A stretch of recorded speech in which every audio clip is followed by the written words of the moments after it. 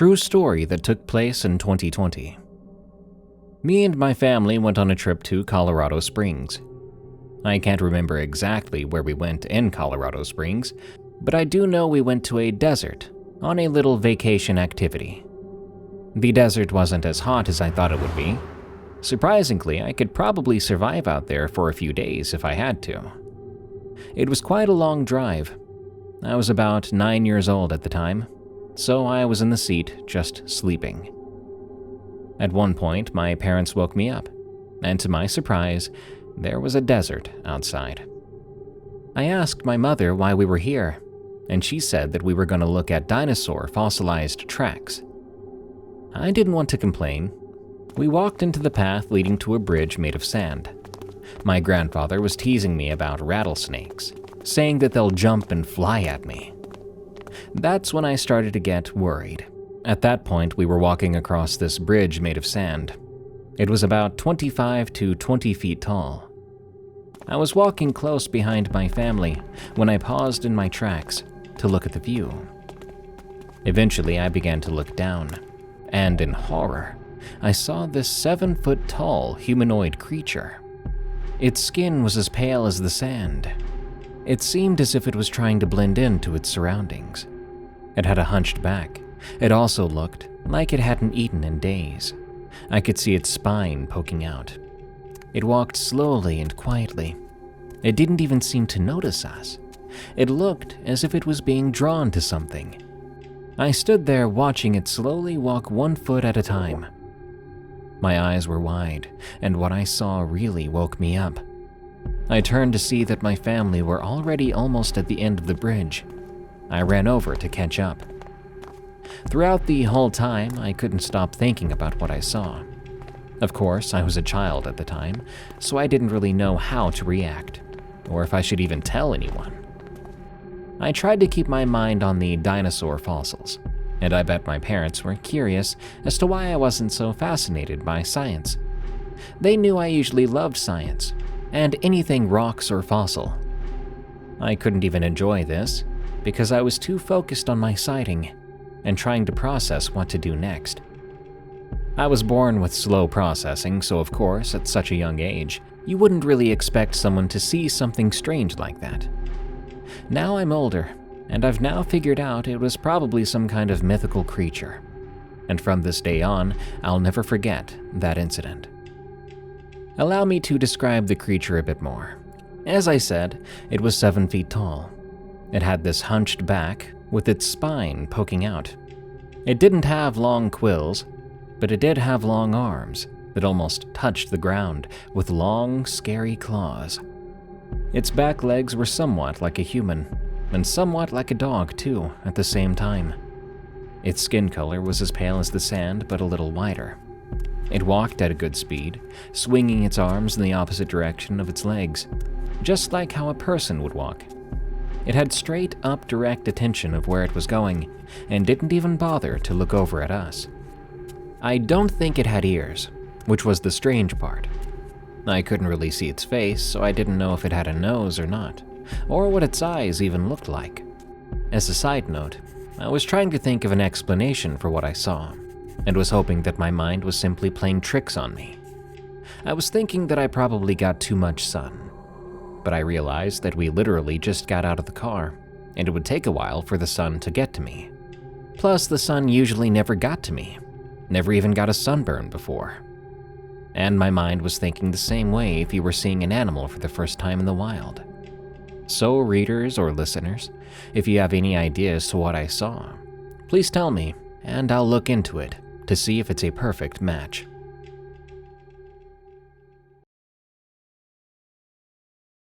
Not long ago, maybe 1 or 2 months ago, I went through something strange. I sleep in the family living room because there's no TV in my bedroom, and I love watching TV until I fall asleep.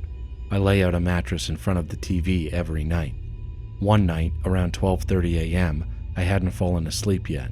The TV was still playing, and I was chatting with my boyfriend while scrolling on TikTok. From where I sleep, I face my mother's bedroom, but I can't see her bed or her directly. Just the wardrobe facing me, the TV cabinet, and the wall-mounted TV on the left. On the right, I can only see a small part of my parents' bed. That night, I was still giggling while texting my boyfriend. The last thing I heard was my mom's voice as she video called my dad. Not long after that, I heard what sounded like my mom crying.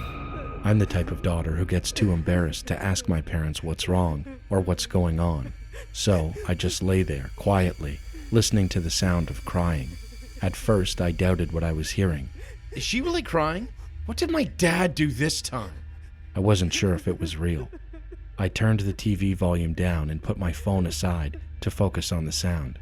As I listened more closely, the crying became clearer. I started to believe that my mom was really crying. Feeling confused, I told my boyfriend right away. I messaged him. Hey, I hear my mom crying. What should I do? He insisted that I check on her. Still unsure, I replied, Are you sure I should check? The crying sounds vague yet clear. I'm not really sure if she's crying or not. But he kept insisting, so I decided to investigate. I got up from my mattress and walked to the bathroom, which is right beside my mom's bedroom. I didn't go into the bathroom, I just stood near the door to listen more closely. As I stood there, the crying sound became even more apparent. That's when I decided to check on my mom. When I finally looked at her, she was sound asleep. I could tell because she was snoring softly. A chill ran down my spine. What the hell? Was that crying sound all in my head? I went back to my mattress and texted my boyfriend. My mom is asleep. She wasn't crying. My boyfriend doesn't believe in ghosts, spirits, or anything supernatural. He replied, Maybe you're sleepy and hearing things. But I wasn't sleepy at all. I was wide awake, and I had been carefully listening to that crying sound for minutes. There's no way it was just my imagination. Oddly enough, once I returned to my mattress, the crying sound completely stopped. I didn't hear it again. Maybe my mom really was crying earlier, but stopped when I checked on her because she was embarrassed, I thought. I decided I would ask her about it in the morning. When morning came, I asked her directly, Mom, were you crying last night? She looked confused and said no. What? I was even more confused. My mom believes in spiritual things like I do, so I told her, I heard you crying from your bedroom last night. I made sure I wasn't hearing things multiple times, and it sounded so real. But when I checked on you, you were already asleep. And after I went back to my mattress, the sound was gone. My mom was just as shocked as I was. I asked her again to make sure she hadn't been crying. She assured me that if she'd been crying or had a problem with my dad, she would have told me. To this day, I'm still confused about what happened that night. That crying voice sounded so real, there's no way it was just my imagination.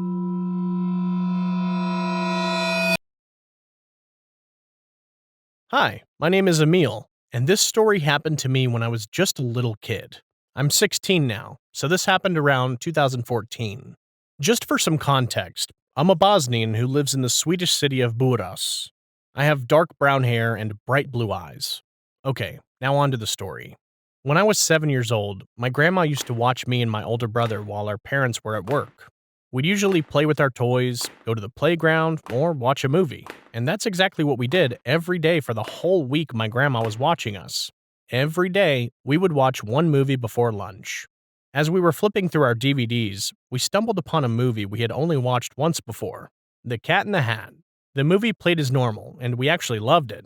As the week went by, we kept watching that exact same movie every day since we had gotten bored of the other movies we usually watched. The week had felt fun because of that movie, but little did I know that Friday night would become one of the scariest of my life. That night, I dreamt that I was in my apartment, except it wasn't an apartment. It was a clubhouse, and it belonged to the Cat in the Hat. I had a great time in the clubhouse, partying and eating chips. As I was having a good time, I got a bit thirsty and decided to go get a glass of water. When I went to the kitchen to quench my thirst, I found the Cat in the Hat sleeping on the kitchen floor. I got my water and was on my way back to the party when I made a huge mistake. I stepped on the cat's tail. As I realized what I had done, I saw the cat's face change. His eyes went from being kind and beady to human-shaped, but with the pupils of a real cat, and his smile turned into a long, sharp-toothed frown.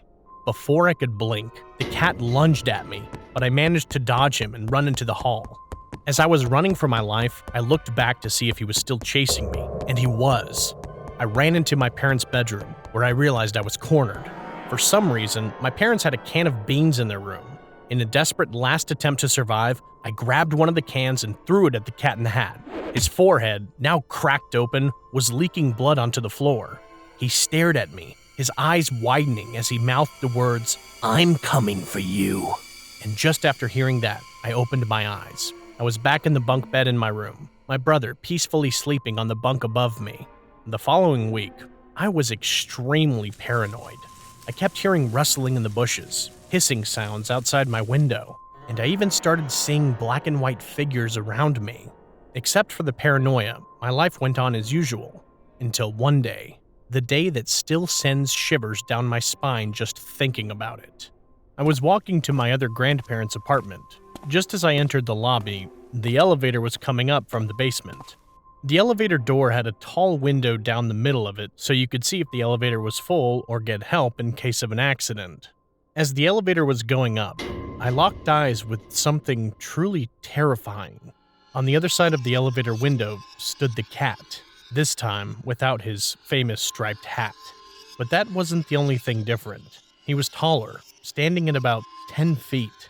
He also had a huge grin stretching from ear to ear on his face. I was frozen in place, unable to scream. When the elevator passed the lobby, I bolted out of there and ran all the way back to my apartment. Everyone I told this story to either says I'm lying or that it was just my imagination. And to be honest, I don't blame them. Since the incident, I haven't seen the Cat in the Hat in real life or on TV, and I moved away a few years ago. Now, around 9 years later, I've started to believe everyone else, thinking it was all just my imagination. But yesterday, I started hearing a voice in my head saying, "The Cat in the Hat will make your brain go splat." I'm writing this to get an answer to one question. What was that thing I saw that day? It surely can't be the Cat in the Hat. So what was it? A monster? A demon? Or was it something much, much worse?